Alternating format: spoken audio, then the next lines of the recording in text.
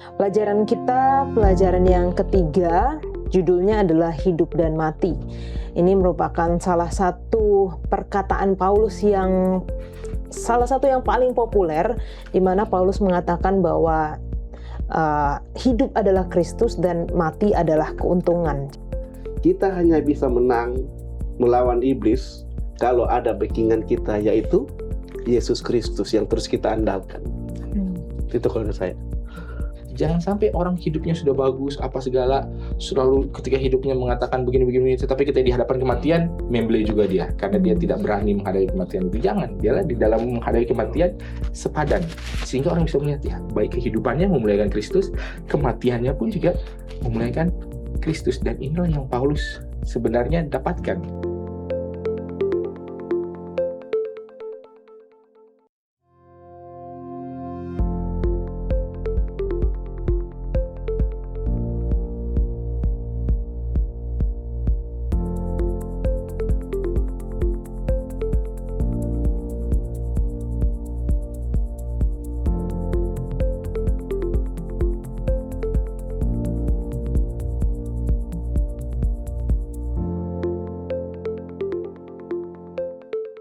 Selamat datang di Diskusi Sekolah Sahabat, diskusi pembelajaran Alkitab yang mendalam untuk menguatkan iman kepercayaan kita kepada Tuhan.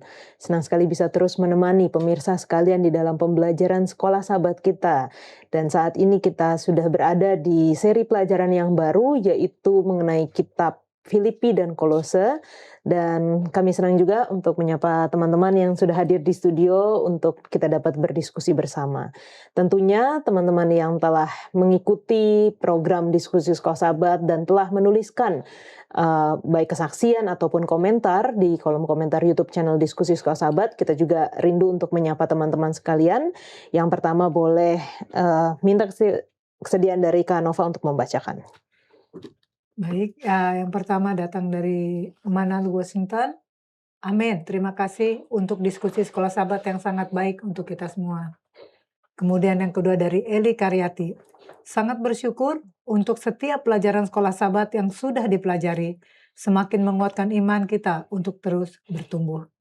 Yang terakhir dari Saudara Raymond Sakul. Terima kasih pembahasan Sekolah Sahabat tersedia pada awal, memberi kesempatan pengertian dan pencerahan luas. Tuhan memberkati. Amin, puji Tuhan. Silakan Pendeta Antoni. Baik, di sini yang pertama Saudari Masya Mahobesi. Amin, terima kasih untuk pelajaran Sekolah Sahabatnya.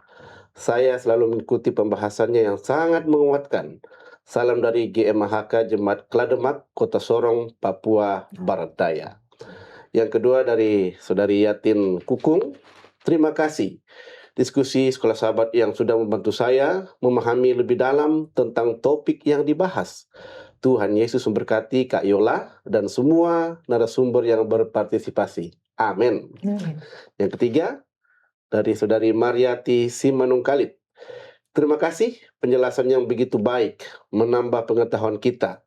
Salam sehat, Tuhan memberkati. Amin. Amin. Pendeta Wilson. Baik, yang pertama dari Hanan Solitan. Terima kasih pembahasan kebenaran Sekolah Sahabatnya. Berikutnya dari Eliatio. Shalom, puji Tuhan penjelasan pelajaran Sekolah Sahabat yang baik. Salam buat Ibu Nova dan semua dari Shirley GMHK Jemaat Inobonto Bolmong Sulut. Oke. Ibu Nova kebetulan ada juga di sini. Lalu kemudian yang ketiga dari Andrew Talut. Shalom Kayola dan narasumber yang lain. Saya sangat terberkati dengan perbincangan Sekolah Sahabatnya, sangat membantu. Puji Tuhan, salam dari Gereja Tambulion, Kota Belut, Sabah, Malaysia. Amin, puji Tuhan. Terima kasih untuk teman-teman yang terus mendukung program Diskusi Sekolah Sahabat, mengikuti dari pelajaran ke pelajaran, dan bahkan menuliskan kesaksian bagaimana program ini dapat membantu di dalam pembelajaran baik secara pribadi, keluarga, dan juga di dalam jemaat. Di tangan saya ada buku Sekolah Sahabat, Sekolah Sahabat pelajaran yang baru di triwulan pertama tahun 2026 ini. Dan jikalau teman-teman rindu untuk belajar bersama kami, namun sulit akses kepada buku Sekolah Sahabat ini, jangan ragu-ragu, tuliskan di kolom komentar YouTube channel Diskusi Sekolah Sahabat atau melalui nomor call center Hope Channel Indonesia dan katakan saya ingin mendapatkan buku Sekolah Sahabat, maka kami akan mengirimkan ke tempat Anda masing-masing, alamat Anda masing-masing secara cuma-cuma di wilayah negara Indonesia. Pelajaran kita, pelajaran yang ketiga, judulnya adalah hidup dan mati. Ini merupakan salah satu perkataan Paulus yang salah satu yang paling populer, di mana Paulus mengatakan bahwa hidup adalah Kristus dan mati adalah keuntungan. Jadi kita akan melihat bagaimana kehidupan kehidupan Paulus yang menyatakan Kristus, dan kita akan melihat bagaimana kematian, apa sebenarnya di balik kematian dan mengapa Paulus mengatakan bahwa kematian itu adalah keuntungan bagi dia. Bayangkan, pekerjaan paling sulit yang pernah ada. Pekerjaan yang rasanya terlalu berat, terlalu besar, terlalu jauh untuk dijangkau. Begitulah gambaran rencana keselamatan. Sebuah misi untuk menjembatani manusia dan ilahi. Sesuatu yang tampak tidak mungkin dalam pandangan manusia. Namun, itulah amanat yang Yesus berikan kepada para murid-Nya. Pergilah, jadikanlah semua bangsa muridku. Yesus memberikan misi yang mustahil agar kita belajar bergantung kepadanya, bukan kepada diri sendiri. Ketika kehendak manusia bersatu dengan kehendak Allah, itu menjadi kuasa yang besar. Dan menakjubkannya, pada masa Paulus, Injil telah diberitakan kepada seluruh makhluk di bawah kolong langit. Tidak semua percaya, tetapi tugas mereka bukan membuat semua bertobat, melainkan agar Injil itu menjadi kesaksian bagi semua bangsa. Dari balik jeruji penjara, Paulus menulis surat kepada jemaat di Filipi dan Kolose. Surat-surat ini menyingkapkan Kristus, anak manusia yang menebus kita dari dosa, dan anak Allah yang menjadi perantara bagi kita. Hari ini, gereja Tuhan dipanggil untuk bersatu, menyelesaikan amanat akhir zaman. Pekabaran 3 malaikat. Karena dialah yang memampukan kita mengambil bagian dalam rencananya yang agung, menyatukan surga dan bumi.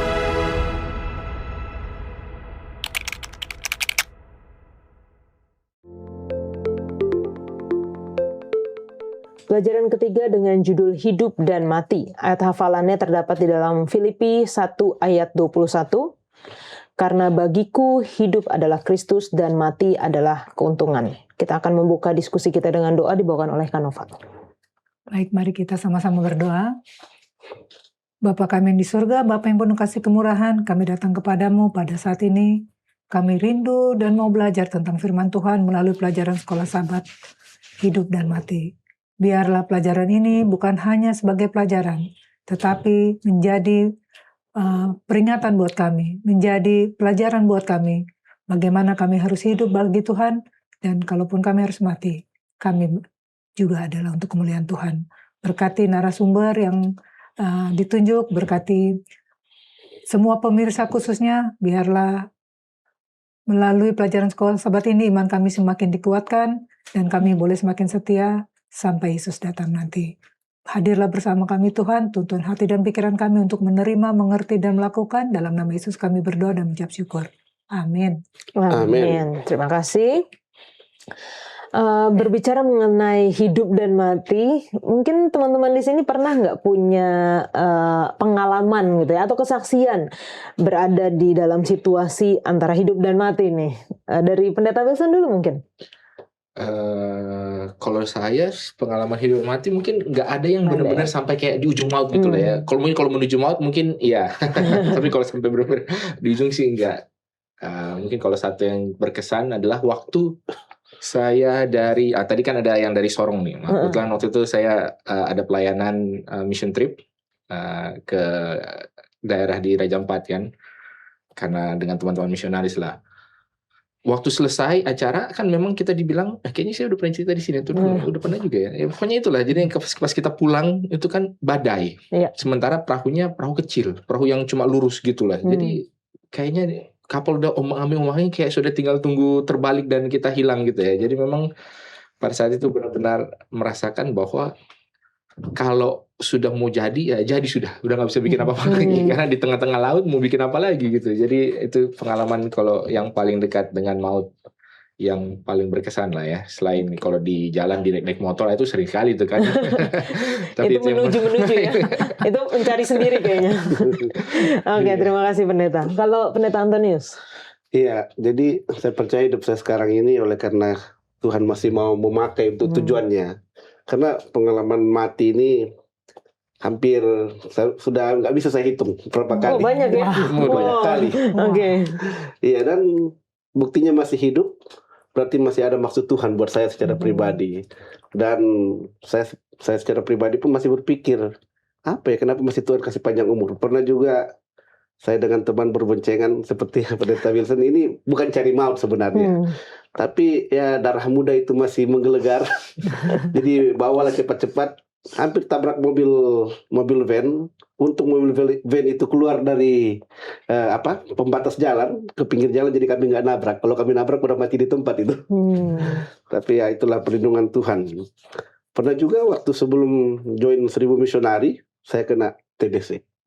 Jadi di tempat tidur sakit itu yang saya pikir memang sudah tinggal mati. Jadi dalam hati saya bilang, Tuhan, kalau besok saya masih hidup berarti Tuhan ada rencana buat saya. Kalau malam ini saya mati ya pun saya berserah sama Tuhan, kehendak Tuhan lah yang jadi. Ya, besoknya masih hidup. Berarti masih ada ya rencana Tuhan betul. ya. Masih ada tugas. Iya. Oke. Kalau Kanova? Kalau saya pribadi, saya coba ingat tadi malam tuh nggak ada nggak ada yang spesifik, tapi saya ingat cerita papa saya almarhum. Jadi rupanya kami sekeluarga pernah mendapat kecelakaan yang luar biasa gitu ya. Kalau nggak salah saat itu kami sedang menuju ke gereja, jadi mobil yang ditumpangi keluarga saya waktu itu mungkin anak papa saya baru 3 atau 4, ya saya agak lupa. Jadi memang ditabrak sehancur-hancurnya. Ya kalau dilihat dari hasil mobil mungkin dipikir pasti meninggal semua yang di dalam. Tapi bapak saya periksa semua tidak ada yang luka pun hampir nggak ada. Cuman satu dia sempat kehilangan saya kelempar rupanya. Saya kelempar cukup jauh. Keluar berarti ya? Keluar, jadi kaca depan. Saya nggak tanya lagi bagaimana. Jadi dia sempat syok karena saya nggak ada. Rupanya saya agak kelempar. Tapi dia saya langsung dia datengin, dia lihat luka pun nggak ada. Ya saat itu karena masih kecil saya juga nggak ingat. Saya nggak berpikir apa maksud Tuhan. Tapi setelah remaja saya ingat-ingat kenapa Tuhan masih kasih kesempatan hidup. Ya pasti ada maksudnya. Ya saya puji Tuhan. Sampai sekarang saya sehat, umur panjang, dan banyak sekali kesempatan-kesempatan yang Tuhan berikan saya untuk pelayanan, untuk melayani walaupun jauh dari kesempurnaan, tetapi puji Tuhan, Tuhan masih pakai saya. Itulah gunanya saya hidup. Amin, puji Tuhan. Dan setelah saya lihat ini, kita yang ada di sini paling tidak pernah punya pengalaman di dalam melayani di misionari ya gitu. Jadi mungkin kalau untuk pengalaman hidup dan mati tidak semuanya pernah di ujung-ujung maut begitu, tapi paling tidak kita pernah merasakan ada mungkin ada pergumulan di dalam pelayanan kita yang atau paling tidak cerita dari teman yang pernah seperti itu gitu. Nah, perkataan Paulus, bagiku hidup adalah Kristus dan mati adalah keuntungan. Sebenarnya gimana sih kita bisa menerapkan mindset Paulus ini di dalam kehidupan modern zaman sekarang, Kanova? Membaca kehidupan Paulus, jujur saya sangat senang cara dia menikmati hidup ya. Kenapa? Dalam keadaan apapun dia menikmati bagaimana hidupnya itu dipakai Tuhan ya. Kalau kita semua tahu pada saat dia masih berkuasa sebagai Sanhedrin ya, berapi-api, dia bisa membunuh orang Kristen yang saat itu dia lakukan dengan sungguh-sungguh menurut keyakinannya. Tapi pada saat Tuhan panggil dia, Tuhan gunakan dia, saat kehidupannya turun sekalipun di titik nadir yang terendah, dia masih tetap bisa bersuka cita ya. Jadi kayaknya dia nggak melihat kematian itu suatu momok ya. Bagi dia, dimanapun saya berada, di penjara pun, bahkan dia sering mengirim surat seperti yang kita pelajari pada pelajaran ketiga ini ya, itu dia kirimkan dari penjara. Nah, apa yang saya mau katakan di sini, ya mari kita belajar sedikit semangat, kayaknya ini semangat deh ya, semangat dari Paulus dalam pelayanan ya. Kalau Tuhan kasih umur panjang, haleluya, amin. Kalau Tuhan mungkin izinkan istirahat, so what ya. Asalkan dengan saya kemarin kebetulan baca grup WhatsApp keluarga, jadi mama saya dulu pernah tinggal di Jompo ya, tapi udah keluar 2 tahun lalu. Di tempat Jompo itu kebakaran kebetulan di Manado. Jadi ada 16 orang Jompo yang mungkin saya masih kenal gitu ya. Jadi adik saya bilang ya puji Tuhan juga mama kita sudah keluar. Saya bilang saya nggak berani bilang puji Tuhan. Mama kita memang keluar, tapi ada 16 orang yang saya rasa juga umat Tuhan yang tapi saya bilang tidak peduli mati dengan cara apapun orang yang percaya Tuhan. Tidak peduli dengan cara apapun, mau yang terhormat, yang terhina sekalipun, asal dia tetap setia dan dia percaya Yesus. I believe waktu Tuhan datang, kita semua akan berkumpul. Jadi itu yang saya pelajari Paulus, tetap semangat, hidup semangat, mati pun semangat. Gitu ya. Amin. Benar. Iya, jadi pemahaman bahwa hidup adalah Kristus, mati adalah keuntungan ini, menurut Rasul Paulus ini adalah karena dia membaktikan hidupnya sepenuhnya. Dia nggak setengah-setengah itu hatinya. Setengah ke dirinya, setengah ke Tuhan. Enggak. Dia sepenuhnya fokus kepada apa yang dia bisa lakukan untuk Tuhan. Jadi saya pikir kalau kita pun melakukan segala sesuatu dengan sepenuh hati, nggak mendua hati, kita nggak akan pernah bimbang. Ya sama juga seperti yang Yakobus katakan, bahwa jikalau kita mendua hati, kita nggak akan pernah tenang dalam hidup. Jadi saya pikir kenapa Paulus mengatakan itu semata-mata karena memang fokusnya hanya kepada bagaimana agar hidupnya ini boleh terus memuliakan Kristus, dan apapun yang dilakukan itu semua untuk kemuliaan Tuhan dan kebaikan sesama. Jadi kalau kita mau tekankan mengenai kasihnya Kristus yang ada di dalam diri Paulus, seperti juga yang dikatakan, bagiku hidup ini bukan sekedar Paulus lagi, tetapi sudah Kristus yang hidup di dalam diri Paulus. Itulah mengapa ada lagu, hidupku bukannya aku lagi, tapi Kristus yang hidup di dalamku. Dan itulah yang ditekankan Paulus dalam pelajaran ini. Oke, kalau kita lihat hidupnya Paulus itu kan mungkin fokus, tadi pendeta sudah katakan fokusnya kepada pelayanan, pekabaran Injil. Mungkin kalau di zaman sekarang evangelis atau pendeta gitu ya. Nah, kalau apakah semua harus jadi seperti itu gitu? Kalau kita mau ngikut teladannya Paulus? Jadi kalau mungkin mau menjawab sedikit, di tradisi agama lain yang percaya soal reinkarnasi, ada konsep yang mengatakan ada orang-orang yang sebenarnya sudah siap untuk ascend atau naik gitu ke nirwana lah atau ke surga lah atau apa, tapi memilih untuk tinggal di bumi. Kenapa? Karena mereka mau mengajar orang-orang lain supaya juga mendapatkan enlightenment itu, pencerahan itu. Jadi dalam hal ini kalau kita melihat kepada Paulus, dia tidaklah buta ataupun tidaklah menutup mata terhadap kesusahan hidup. Ini kan kalau di dalam surat lain di Korintus kalau tidak salah dia bilang, aku sudah pernah kapal karam, pernah dipukul 40 kurang 1 kali, pernah ini pernah itu, pokoknya pernah ke dalam kelaparan sering, dalam kehausan sering, kelelahan apa segala, dia mengatakan itu gitu loh. Jadi dia tidak mengatakan bahwa hidup itu enak. Orang kan mengatakan, kalau mengikut Tuhan hidup enak. Walaupun kalian menderita tapi kalian akan mendapatkan damai sejahtera sukacita. Paulus tuh nggak mengatakan ya udahlah gue nggak apa-apa, tapi nggak mengatakan bahwa itu adalah kehidupan yang enak, mudah untuk dijalani. Jadi kalaupun dia mati, udahlah untunglah gitulah. Jadi sudah selesai. Tetapi dia lebih memilih untuk tetap tinggal, untuk tetap hidup. Nah, dalam hal itu berarti apa aplikasi bagi kita semua? Apakah semua orang diharapkan untuk seperti Paulus? Secara kualitatif iya. Maksudnya soal iya dan tidak iya. Tapi kalau secara kuantitatif, seberapa jauh, seberapa levelnya setinggi apa, seberapa banyak pengorbanannya, itu mungkin relatif terhadap kemampuan, konteks, dan kesanggupan ya. Tapi kalau secara kualitatif iya atau tidak, iya. Semua orang harus melayani. Semua orang harus berkontribusi dan semua orang itu dipanggil untuk menjadi, kalau kita bisa bilang ya misionaris yang perlu untuk memberikan kabar keselamatan ini kepada semua orang. Caranya bagaimana, pengorbanannya sejauh mana, ya itu biarlah tiap-tiap orang yang bergumul dengan dia dan Tuhannya sendiri. Mungkin kira-kira seperti itu. Oke, dan kalau kita lihat juga memang Paulus ini bukannya tidak, maksudnya dia tetap bekerja gitu ya, dia tetap mempunyai penghasilan, tapi bukan itu fokusnya, tapi itu kayak ya side jobnya lah untuk menghidupi kehidupannya gitu. Mungkin menjadi perenungan bagi kita juga bagaimana di dalam pekerjaan kita, apakah kita menganggap pekerjaan kita adalah main job dan yang menginjil itu side jobnya, atau sebaliknya seperti Paulus. Oke. Ketika kita melihat kehidupan Paulus di pelajaran hari Minggu, dikatakan Kristus akan dimuliakan. Dalam cara seperti apa dan bagaimana aplikasinya dalam kehidupan kita sekarang, Pendeta? Ya, bagaimana aplikasinya dalam kehidupan kita sekarang, fokusnya seperti yang saya katakan di awal, fokusnya hanya kepada Kristus dan hatinya sepenuhnya, segenap hatinya, nggak setengah-setengah hatinya diserahkan sama Tuhan. Sehingga dia mau kemana-mana itu ada tujuan.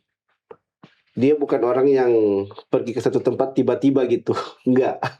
Dia bukan orang yang berjalan tanpa rencana, dia berjalan selalu dengan rencana. Saya teringat juga waktu di buku Kisah Para Rasul, dia mau ke satu tempat, Roh Kudus bilang jangan ke situ. Kamu nggak usah ke situ, ke sini aja. Jadi dengan kata lain, hidupnya itu selain dia fokus untuk pekerjaan Tuhan, ada juga Roh Kudus yang menuntun dia supaya jangan salah jalan, jangan salah tujuan, jangan juga salah mengambil keputusan. Inilah saya pikir yang menjadi kelebihan dari mereka yang sepenuh hati mau bekerja untuk Tuhan. Mereka selalu dituntun oleh Roh Kudus. Dan tuntunan Roh Kudus inilah yang membuat mereka menjadi pribadi yang ya saya bisa bilang jarang berbuat kesalahan lah. Ya, walaupun ada kisah di mana Paulus sempat berantem dengan Barnabas ya, hanya karena seseorang teman yang kurang dianggap bekerja sama. Namun saya percaya Paulus tetap melakukan apa yang dia tahu benar di dalam dirinya. Dan itulah yang menjadi kekuatan dari Paulus ini. Kalau saya baca cerita Paulus, saya bisa membayangkan dia itu seorang great preacher ya, seorang pengkhotbah yang luar biasa, berapi-api semangat. Tapi sahabat ini kita belajar ternyata bukan itu letak kelebihan Paulus, justru adalah saat dia pelayanannya, pengorbanannya buat jemaat-jemaat, di penjara seharusnya dia minta dikasihani, justru dia yang dia yang sangat memikirkan gimana kabar saudara-saudara seiman jemaat yang ada di berbagai tempat yang pernah dia dikunjungi. Nah, itu yang saya bisa katakan bahwa dengan kehidupan Paulus yang seimbang, bagaimana dia berkhotbah sesuai dengan apa tindakannya, di situ saya lihat baru bagaimana Tuhan bisa dipermuliakan. Ya, sering kita orang Kristen gagal menjadi atau membawa kemuliaan nama Tuhan karena apa yang kita khotbahkan, apa yang kita pelajari, apa yang kita percaya jauh berbeda daripada apa yang kita lakukan ya.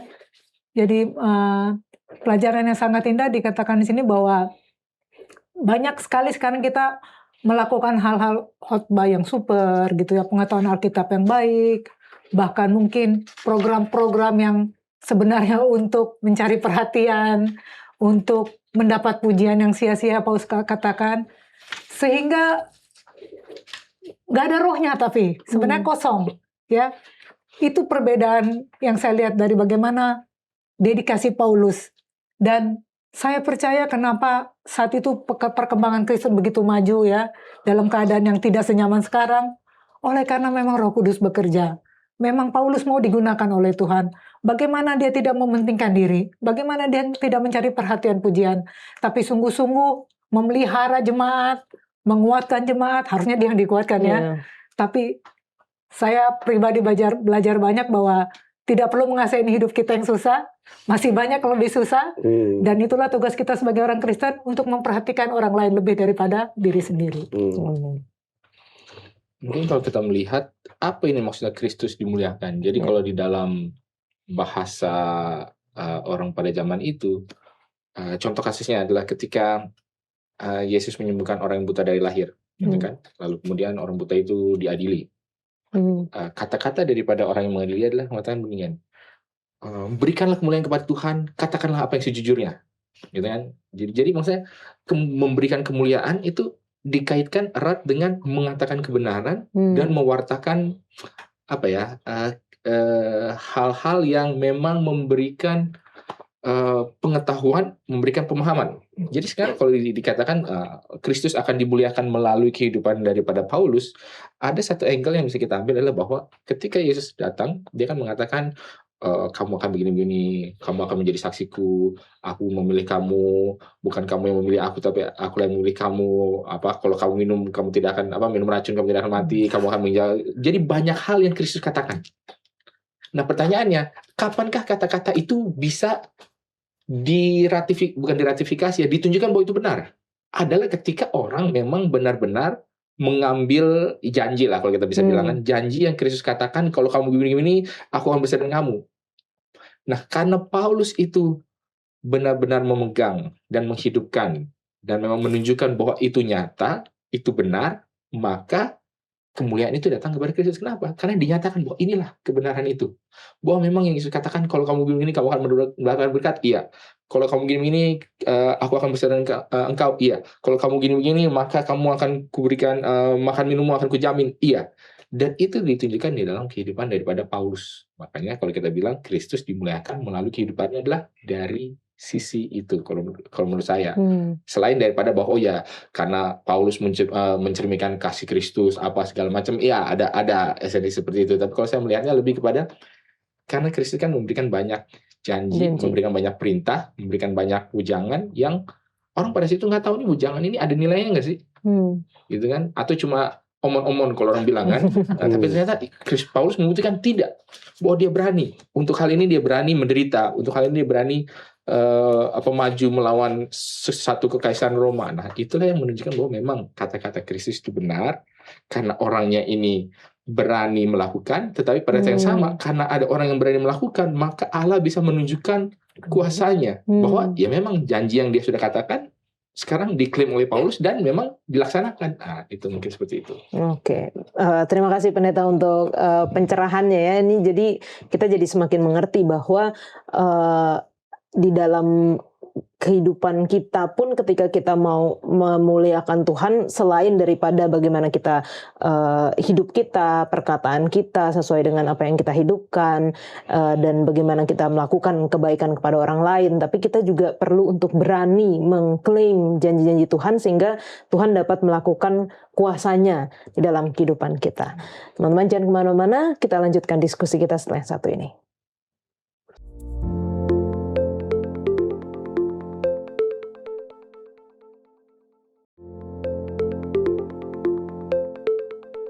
Dalam pelajaran kita hari Senin, dikatakan jikapun Anda tidak menyadarinya, kita semua, khususnya orang-orang percaya, terlibat dalam pertentangan besar yang berkecamuk di sekitar kita, bahkan di dalam diri kita sendiri. Kita sudah punya satu triwulan penuh berbicara mengenai pertentangan besar, pertentangan kosmis, peperangan rohani, tapi kita akan mungkin ulang sedikit ya, mengingat kembali sedikit mengenai apa sih sebenarnya peperangan rohani atau pertentangan besar yang kita hadapi terutama sebagai orang percaya, Kak Nova. Sesuai dengan pelajaran yang kita pelajari saat ini, bahwa sebenarnya peperangan rohani itu dimulai dengan sesuatu yang dinamakan ide atau nilai-nilai ya, dan itu terbaca oleh setan. Celakanya kita mau digunakan setan untuk menerima peperangan itu, yang seharusnya mungkin nggak perlu terjadi bagi orang Kristen. Jadi dia gunakan untuk mengalami peperangan rohani kita melalui kritik, ya, melalui pengkhianatan, ketakutan, rasa bersalah, rasa tertekan dan sebagainya. Tetapi kita suka lupa bahwa Tuhan sudah menyediakan senjata yang paling ampuh. Di dalam Efesus 6 ayat 17, yaitu satu-satunya senjata yang terbaik adalah firman Allah. Jadi apapun yang datang menghantui kita, sehingga kadang-kadang memang peperangan kita saat ini bukan fisik lagi ya, tetapi peperangan mental, kosmik seperti, karena memang sudah banyak dipengaruhi oleh ide-ide dari setan yang ingin menghancurkan kerohanian kita. Kerohanian seseorang Kristen itu biasanya jatuh saat ini bukan karena pencobaan yang besar ya, bukan karena hal-hal yang menyakitkan, tapi kadang-kadang hanya melalui cara berpikir yang salah. Ya rasa tertekan, rasa stres, itu bisa menyebabkan peperangan rohani. Jadi kembali kita, apa yang bisa kita lakukan? Efesus 6 ayat 17, karena kita mempunyai Firman Tuhan. senjata yang paling ampuh, yaitu firman Tuhan. Jadi Hmm. belajarlah banyak tentang firman Tuhan untuk menolong kita.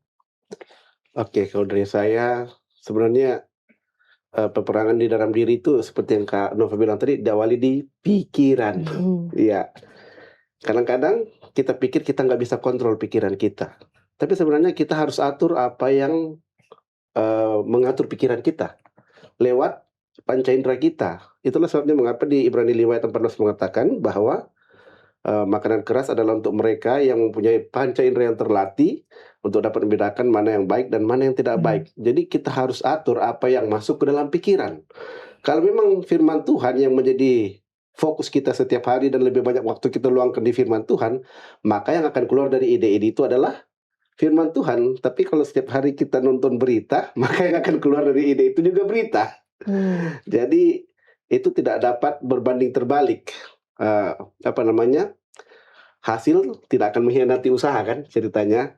Dan di sini kalau memang pikiran kita isinya adalah Kristus, maka yang akan kita bicarakan pun seperti Rasul Paulus selalu Kristus, bukan dirinya.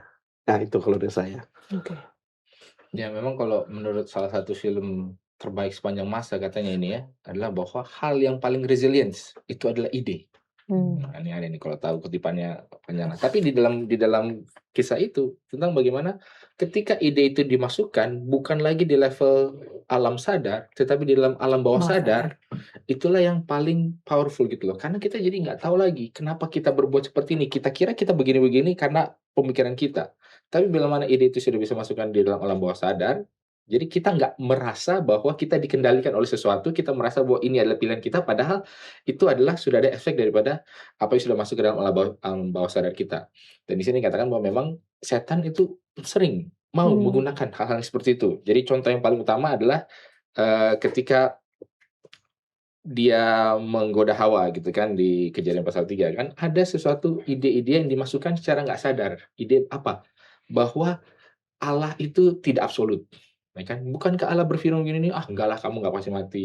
Lalu bahwa Allah itu adalah tidak kasih. Allah memang sengaja menahan karena Allah tahu kalau kamu ini kamu gini. Lalu ide bahwa manusia itu bisa mengenalkan dirinya sendiri menjadi sama seperti Allah. Kamu akan menjadi seperti Allah, tahu mengenai hal ini. Jadi kalau dibilang memang masalah pertentangan besar ini adalah masalah ide, gitu kan. Dan kalau kita lihat di dalam Wahyu pasal 12 ya, timbullah peperangan di surga, Michael dengan malaikat-malaikat yang melawan setan dan naga itu dengan malaikat-malaikat. Jadi memang ada suatu pertentangan yang memang pada saat ini kita terjebak di dalamnya. Dan kalau dalam konteks Paulus, sebenarnya Paulus di dalam pasal 1 pun juga sudah mengatakan hal ini ya, apalagi terlepas di dalam pasal Filipi pasal 1-nya mulai ayat 12 sampai 20-nya ya, mengenai ketika dia dalam penjara, ada orang yang melakukan ini motivasinya, keinginan hatinya, terus ada kayak mau membuat Paulus itu menjadi tertekan ataupun kesal ataupun kecewa karena apa segala macam. Jadi memang ada pertentangan mengenai bagaimanakah kita bisa mengontrol pikiran, baik itu secara sadar, kalau secara sadar melalui argumen-argumen, melalui pengetahuan-pengetahuan, ataupun secara alam bawah sadar, ya dengan impresi, dengan melihat, dengan subliminal messages gitu ya, apalagi kalau zaman sekarang kan, itu ada semua produk placement lah, bombardir di banner-banner ataupun di billboard-billboard, ataupun iklan-iklan yang nyeleneh-nyeleneh, itu semua kan berusaha menggoyang pikiran tanpa kita sadari. Nah, dan itulah yang terjadi. Dan semakin kita banyak seperti tadi Pastor Antonius bilang, apa yang kita lihat itulah yang akan mempengaruhi kita, apa yang kita masukkan, baik itu melalui panca indera kan, apa yang kita dengar, apa yang kita lihat, apa yang kita kecap, apa yang kita rasa, itulah yang akan membentuk manusia secara sadar.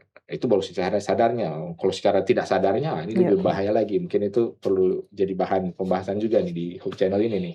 Iya, karena saya jadi tertarik gitu dengan penjelasan pendeta kan, bagaimana ketika ide, istilahnya mungkin ide setan itu sudah masuk di alam bawah sadar, bagaimana kita bisa, kan kita nggak merasa lagi bahwa kita dikontrol gitu, bahwa itu memang sudah diri kita gitu, mungkin seperti itu. Dan itu membutuhkan kuasa Tuhan yang lebih besar lagi untuk bisa mengubah Nah, hidup makanya kita. manusia itu harus meditasi, refleksi. Dia selalu harus mempertanyakan, saya ini apa sih yang saya lakukan? Kenapa saya berbuat seperti ini? Itulah makanya penting untuk punya waktu-waktu renungan pagi. Jadi renungan pagi itu bukan semata-mata kita baca firman Tuhan, Baca, ya. tetapi juga berusaha merenungkan, kenapa saya melakukan hal-hal ini?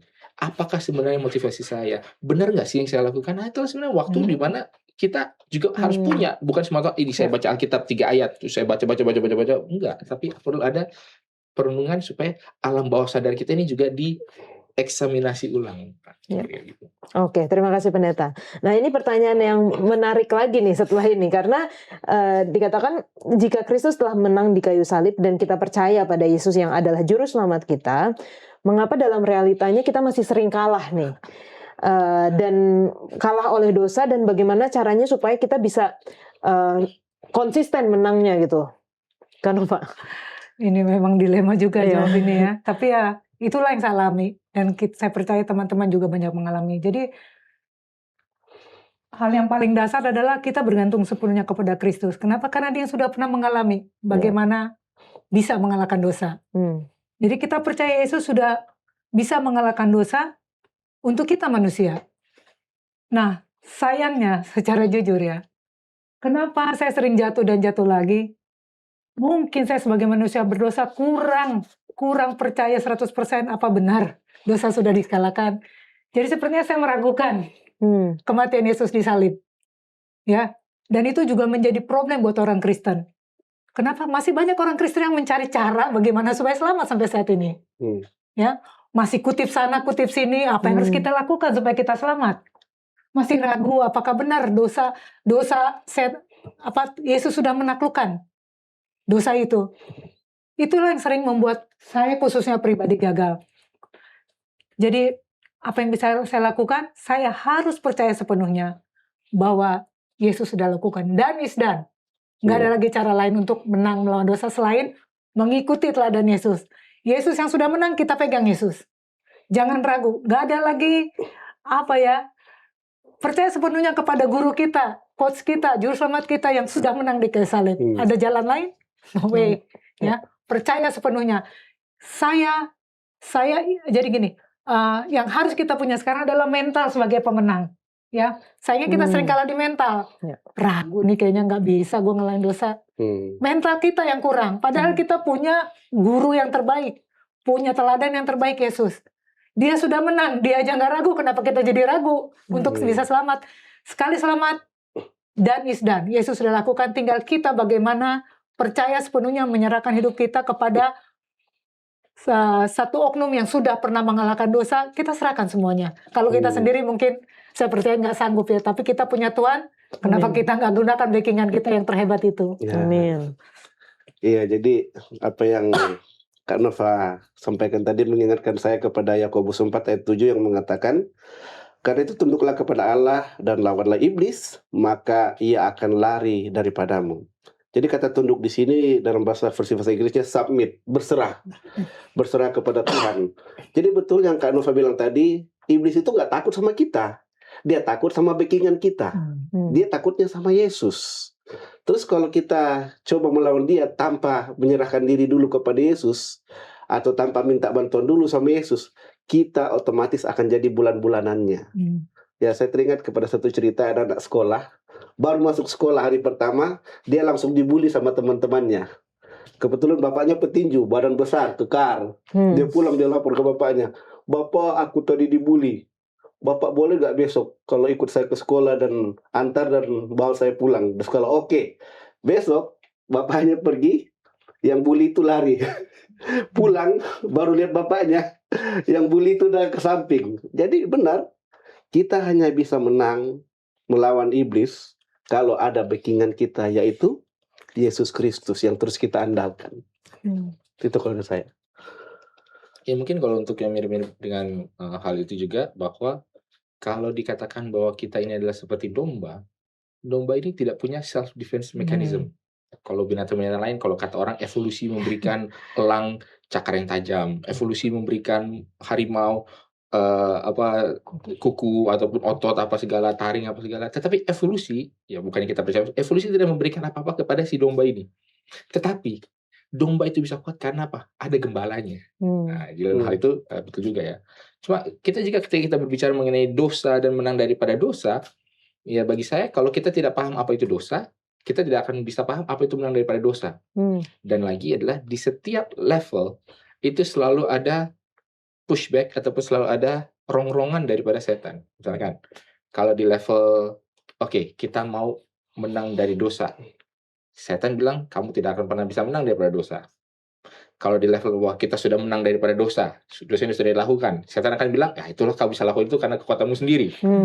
Kalau di level kita sepertinya berusaha sudah kuat, habis itu gagal, setan akan bilang, kamu sudah pernah tinggi, kamu sekarang gagal, maka kamu sekarang sudah tidak layak lagi. Di situ setan masuk. Jadi di setiap level ketika kita bergumul dengan dosa ini, kita tidak akan bisa lepas daripada pelintiran-pelintiran setan.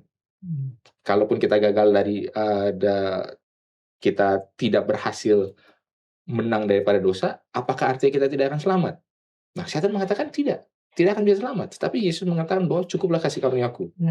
Kalau di level bahwa orang yang bisa menang, setan mengatakan begini, tapi Yesus mengatakan adalah oleh karena kekuatanku. Jadi di dalam setiap level kita harus berhati-hati argumen seperti apakah yang kita pakai. Karena argumen yang dipakai untuk melawan ide-ide di level yang ini mungkin akan menjadi sebuah batu sandungan ketika dipakai di level yang berbeda. Makanya kita bicara sama orang, kita harus tahu orang ini di level mana. Kalau dia masih di level, ya bukannya kita mengatakan ada level yang rendah, ada level yang tinggi, walaupun dalam kenyataannya bisa kita katakan seperti itu, tapi kalau orang pikir begini, terus kita langsung bicara soal hal yang lebih abstrak, nggak akan nyambung. Makanya mengatakan ya biarlah kalau seperti anak-anak, ya aku berbicara seperti Rasul Paulus mengatakan waktu aku kanak-kanak aku berbicara seperti anak-anak dan aku diajari seperti anak-anak, ya itu nggak apa-apa. Tapi Paulus mengatakan tapi sekarang aku sudah dewasa, maka sekarang aku berbicara seperti orang dewasa dan ya patut diajar menjadi seperti orang dewasa. Ya kalau tadi Pastor Antonius bilang ya soal makanan kan, ya kita harus makanan yang jangan lagi makanan yang susu gitu kan, tapi makanan yang berat. Jadi di dalam hal ini ketika kita bicara soal kemenangan atas dosa, itu bukanlah sesuatu yang bersifat linear dan bukan sesuatu yang mungkin bersifat sederhana, yang kayak clear cut gitu loh. Menang daripada dosa artinya saya tidak berdosa lagi. Tapi di satu sisi kita bisa mengatakan kalau dalam bahasa Inggrisnya ini lebih pas, tidak berdosa, sinless, itu bukanlah sinless, tapi sin spasi less. Jadi berdosa kurang. Dan semuanya berdosa semakin kurang, artinya ada trajektorinya. Jadi kalau gitu, apakah kalau saya sempat berdosa, saya sudah kurang, tapi saya berdosa, apakah artinya saya gagal? Oh enggak, sih itu membuktikan ada progres kan. Yang tadinya mungkin kamu berdosa 10 kali dalam satu hari, sekarang cuma 1 kali dalam 1 hari. Nanti 1 kali dalam 1 bulan. Nah, jadi ada progresnya. Di dalam hal itu ada. Tapi kalau kita terlalu berkutat dalam hal ini, yang penting sinning less and less, tapi kita tidak berpikir bahwa kita bisa menang keseluruhannya, kita salah juga. Jadi maksudnya di tiap level ini maksudnya. Jadi bagaimana kita bisa mengatakan kemenangan dari dosa di semua level. Mungkin begitu. Oke, terima kasih Pendeta. Wah, ini keren-keren nih penjelasannya dari teman-teman ya. Dan teman-teman jangan kemana-mana, kita lanjutkan selain satu ini.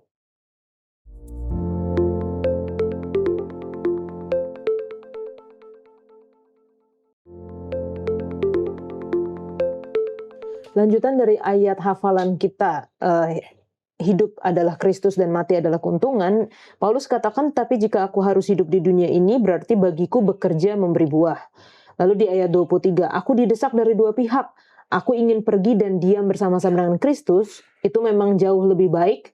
Ayat 24, tetapi lebih perlu untuk tinggal di dunia ini karena kamu. Ini maksudnya apa nih dari ayat ini yang dimaksudkan Paulus ketika dia katakan pergi dan diam bersama-sama dengan Kristus adalah jauh lebih baik. Pendeta. Iya, jadi Rasul Paulus memahami bahwa Sebagaimana Yesus katakan bahwa Injil kerajaan ini akan diberitakan ke seluruh dunia, barulah tiba kesudahannya. Jadi dengan kata lain, hasil pekerjaan Injil akan selesai bila semua orang sudah diamarkan tentang pekabaran Injil ini. Dan dalam menuju ke situ, Rasul Paulus mengerti mana yang lebih prioritas, mana yang lebih harus didulukan. Nah, ini juga berbanding terbalik dengan apa yang dikatakan Rasul Paulus di dalam kitab Timotius ya. Ketika dia sudah tahu waktunya sudah mau selesai, dia bilang, aku tahu bahwa telah tersedia mahkota bagiku. Dia berbicara tidak sama seperti ini. Jadi ini mungkin kalau rentang waktu mungkin ada sekian tahun lah berbanding.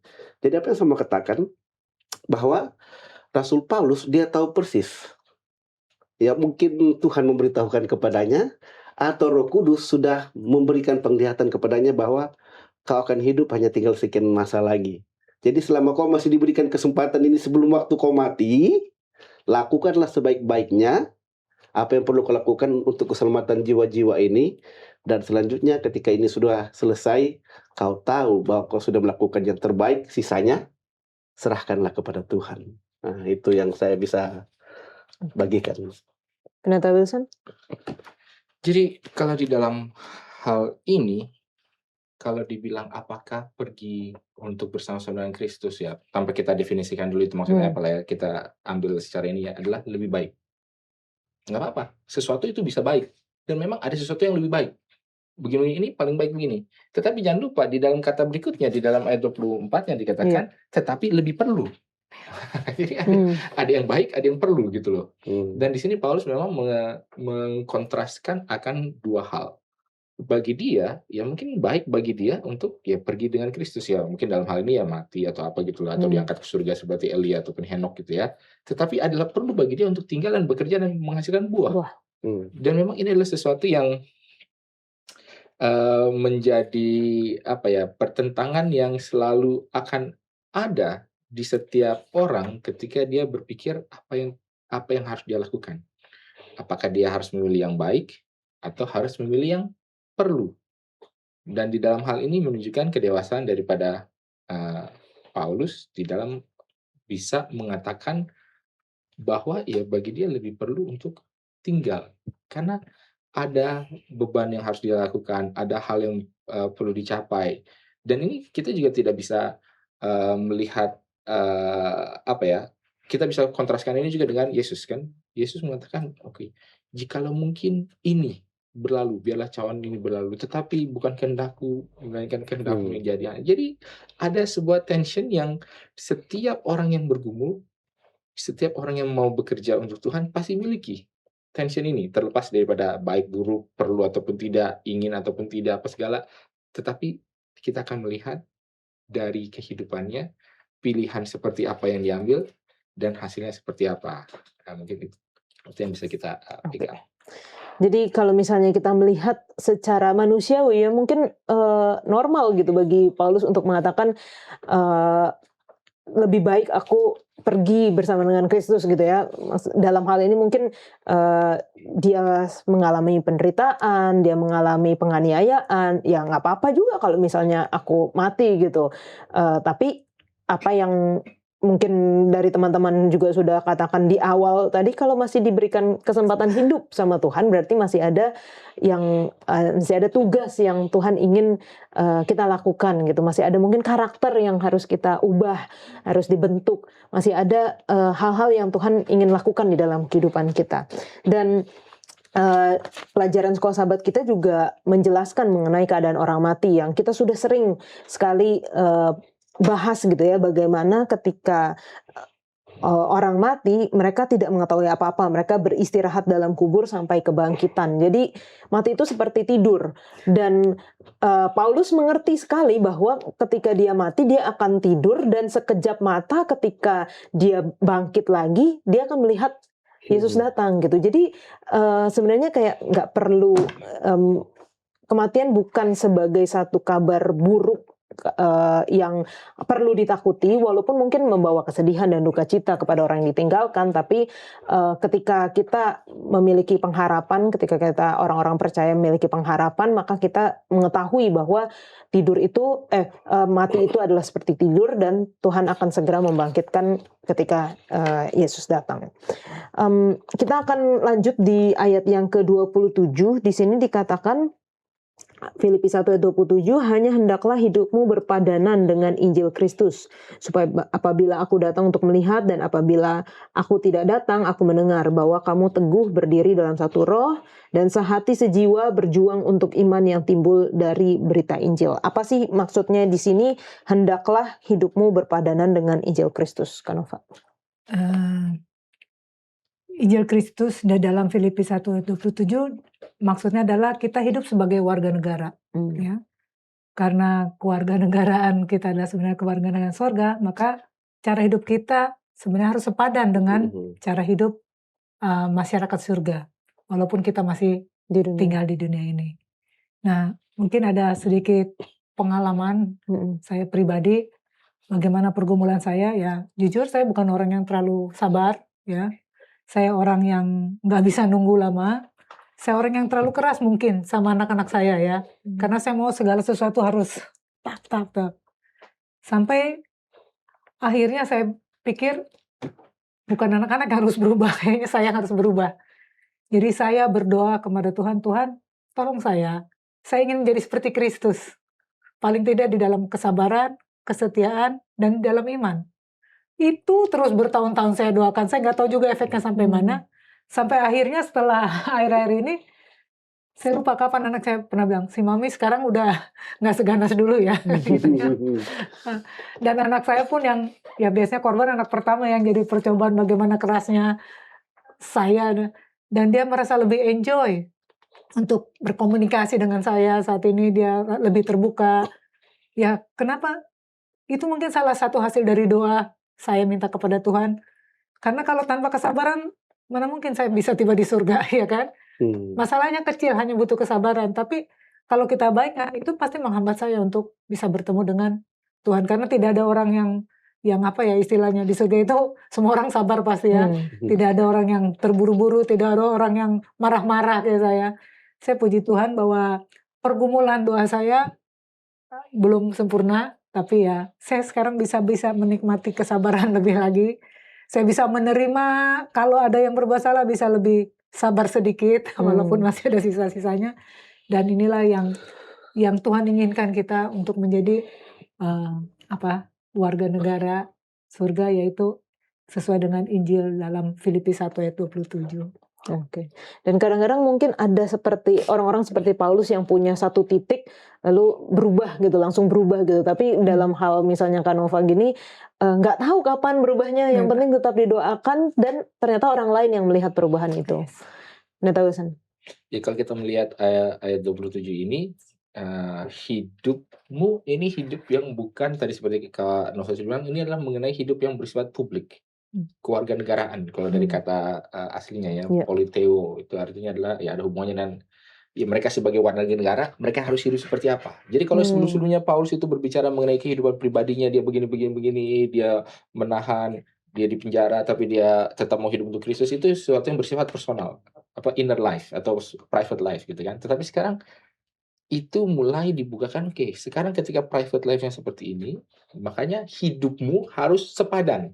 Kalau sepadan ini kan aksios, maksudnya sesuai, ada aksisnya, maksudnya seimbang gitu loh. Jadi yang di dalam seperti apa, yang di luar pun juga harus sepadan dengan yang di dalamnya, sehingga apa? Orang bisa mendengar. Gitu kan, kalau aku tidak melihat, sehingga aku bisa melihat, tapi kalau aku tidak melihat, aku akan mendengar gitu. Jadi ada sesuatu yang bersifat publik, yang bisa diambil, yang bisa dicerna, yang bisa dilihat oleh orang-orang lain.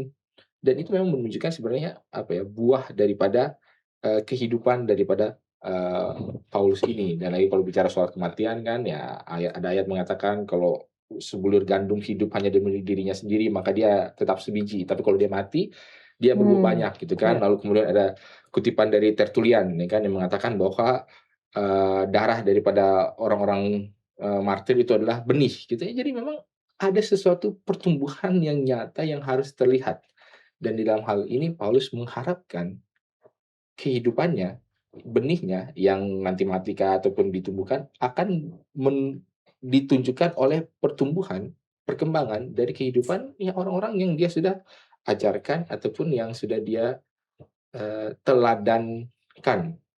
Mungkin seperti itu. Oke, terima kasih Pendeta Wilson.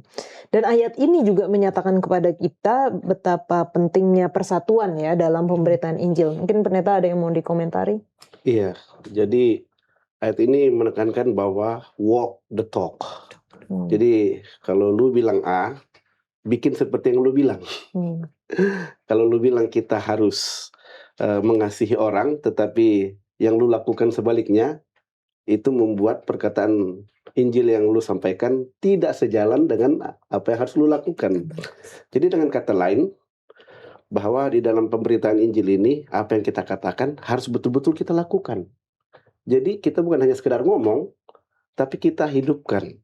Itu sebabnya mengapa juga buku Adventist Home katakan bahwa yang kita bawa ke surga adalah tabiat kita yang di dunia ini.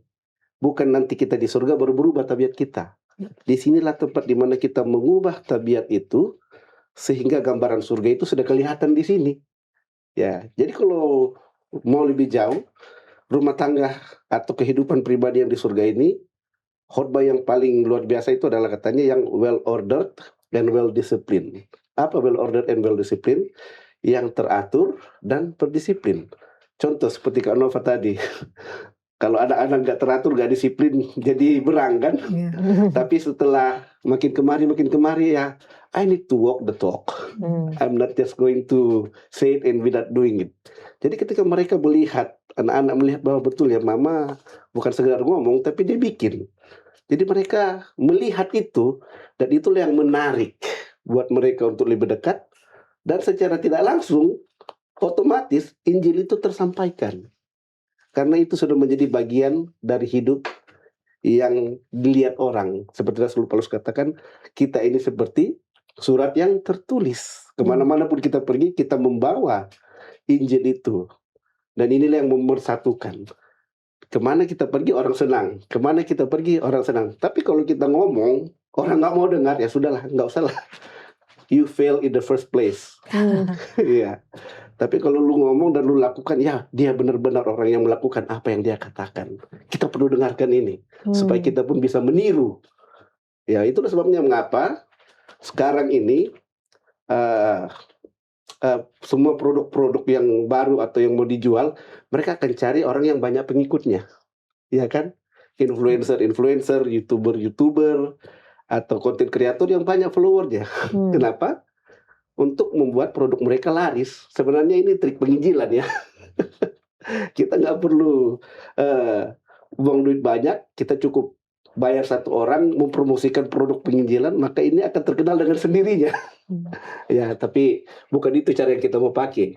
Kita harus tetap menganjurkan penginjilan perorangan, karena itulah cara dan metode Kristus. Oke.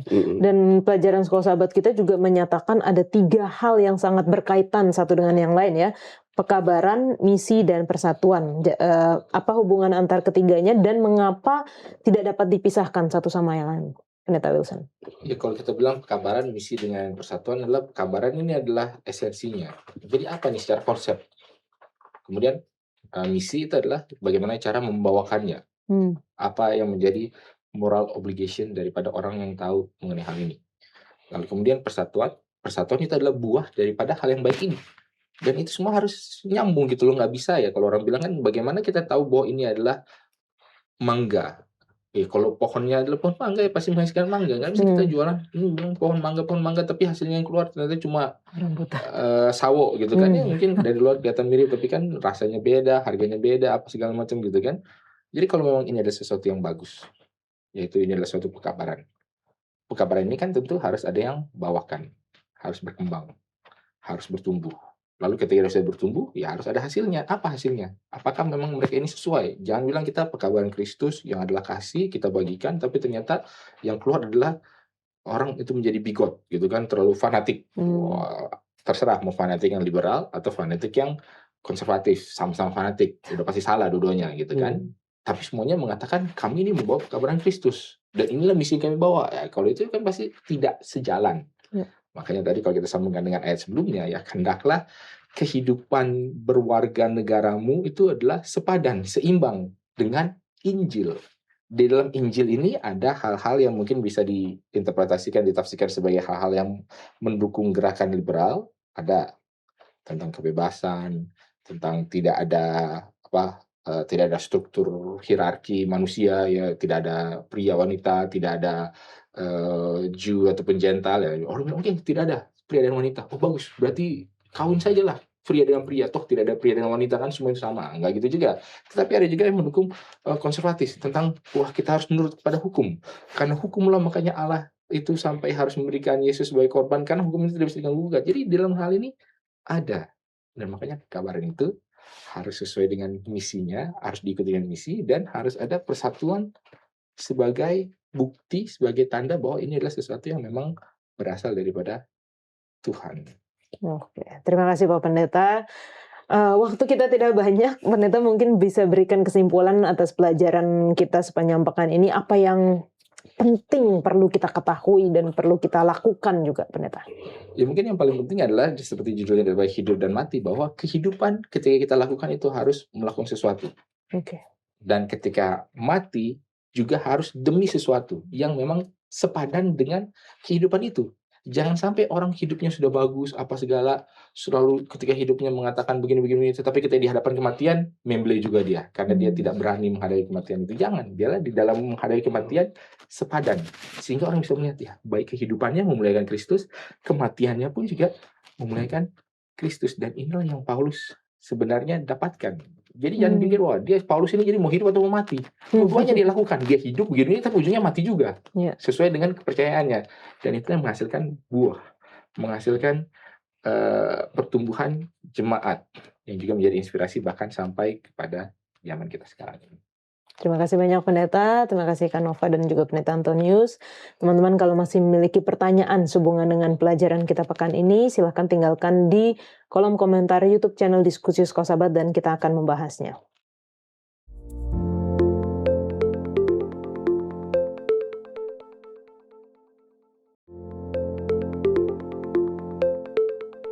Saat ini kita masuk dalam sesi tanya jawab bersama dengan Pendeta Alberto Tulalesi. Terima kasih Pendeta untuk waktunya mau menjawab pertanyaan dari teman-teman yang telah menuliskan di kolom komentar YouTube channel Diskusi Sekolah Sahabat.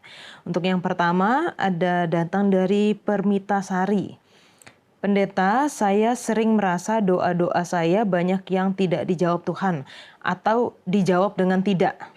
Bagaimana saya bisa mengucap syukur kalau apa yang saya minta dan menurut saya itu adalah kebutuhan saya, hal yang baik yang saya minta tapi tidak dikabulkan Tuhan. Baik, terima kasih Kak Yola, terima kasih untuk Permita Sari atas pertanyaannya. Ada banyak di Alkitab di mana doa-doa tidak dikabulkan. Ya, ketika Yesus waktu dia sangat luar biasa penderitaan di Taman Getsemani, kalau boleh cawan ini lalu daripadaku tapi kehendakmu yang jadi. Tapi tetap tidak lalu. Tetap dia harus menanggung dosa manusia di atas kayu salib. Jadi, tapi Tuhan itu luar biasa. Coba boleh baca Roma 8 ayat 28. Roma 8 ayat yang ke-28. Di sini dikatakan, kita tahu sekarang bahwa Allah turut bekerja dalam segala sesuatu untuk mendatangkan kebaikan bagi mereka yang mengasihi Dia, yaitu bagi mereka yang terpanggil sesuai dengan rencana Allah. Ini dia luar biasanya, bahwa Allah turut bekerja dalam segala sesuatu. Doa-doa yang kita rasa bahwa itu tidak dijawab atau jawabannya adalah tidak, Allah sementara bekerja melalui itu. Karena Allah yang tahu apa yang terbaik buat saya dan saudara. Pasrahkan kepada Allah. Kenapa?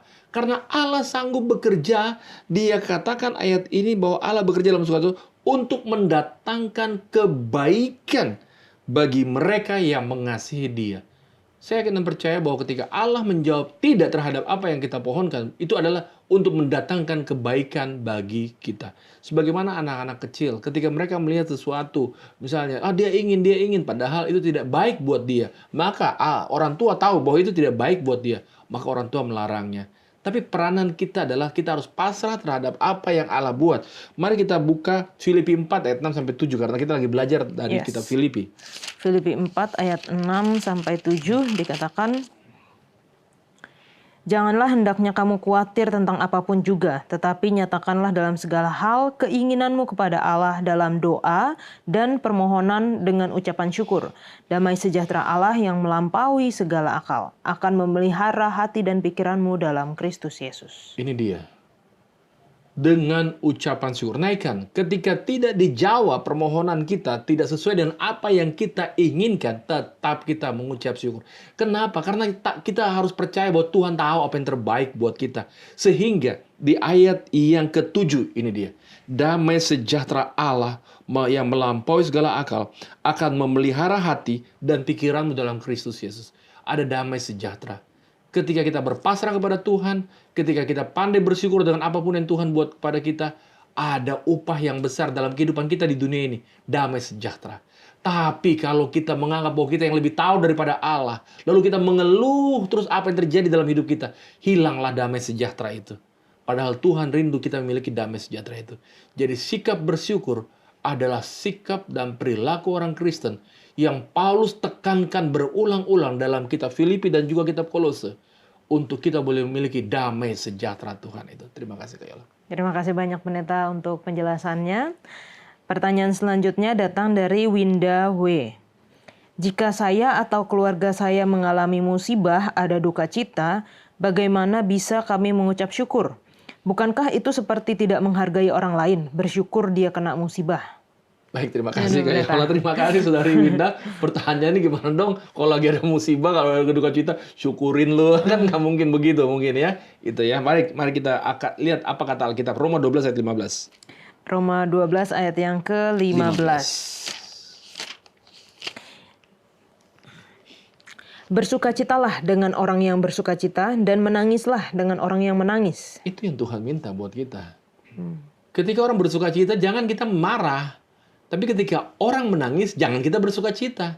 Jadi kalau saudara kita berduka cita, ya kita ikut berduka cita dengan mereka. Kita menangis dengan mereka. Tapi menangis yang seperti apa? 1 Tesalonika 4 ayat 13. 1 Tesalonika 4 ayat yang ke-13. 13. Di sini dikatakan, selanjutnya kami mau saudara-saudara bahwa kamu tidak mengetahui tentang mereka yang meninggal, supaya kamu jangan berduka cita seperti orang-orang lain yang tidak mempunyai pengharapan. Itu dia.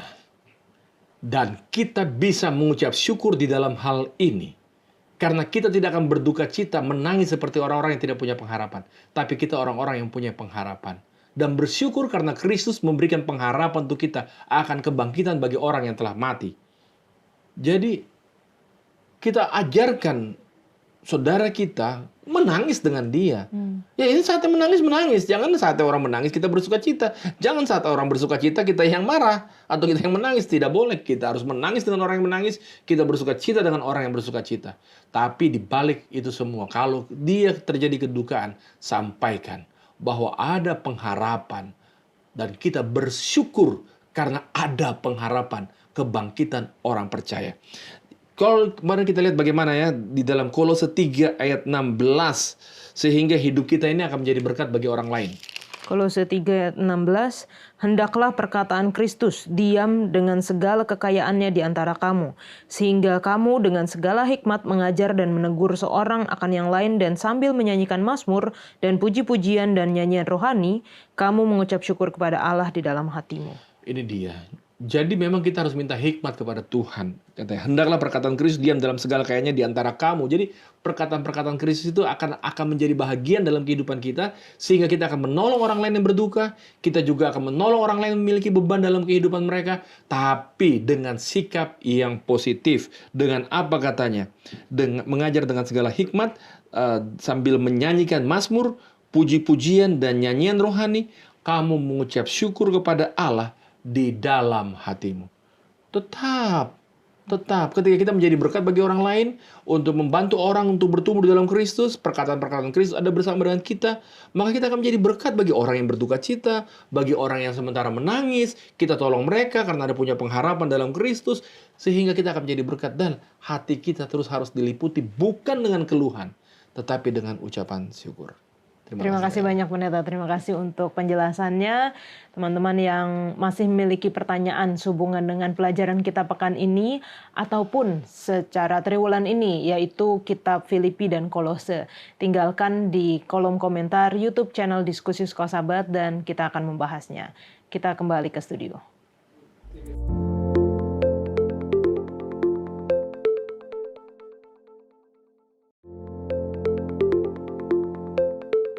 Kita akan menutup diskusi kita dengan doa dibawakan oleh Pendeta Wilson. Baik, mari kita bersama dalam doa. Ya Tuhan, Bapa kami dalam kerajaan sorga, kami bersyukur Tuhan atas waktu di mana kami boleh membahas pelajaran Sekolah Sabat ini, bagaimana kami boleh menjembatani antara surga dengan bumi di dalam pelajaran mengenai kehidupan dan kematian Tuhan. Biarlah seperti Rasul Paulus, kami boleh hidup untuk Kristus, dan ketika mati pun dalam kematian kami boleh menunjukkan bahwa kami adalah penyuh-penyuh Tuhan yang setia. Dan di dalam hari-hari kami, biarlah kiranya Engkau selalu menjaga melindungi kami, menunjukkan bahwa Engkaulah Allah yang sanggup menjaga baik kehidupan maupun kematian kami. Bersama seluruh kami yang ada di studio dan juga seluruh pemirsa dimanapun dan kapanpun yang menyaksikan.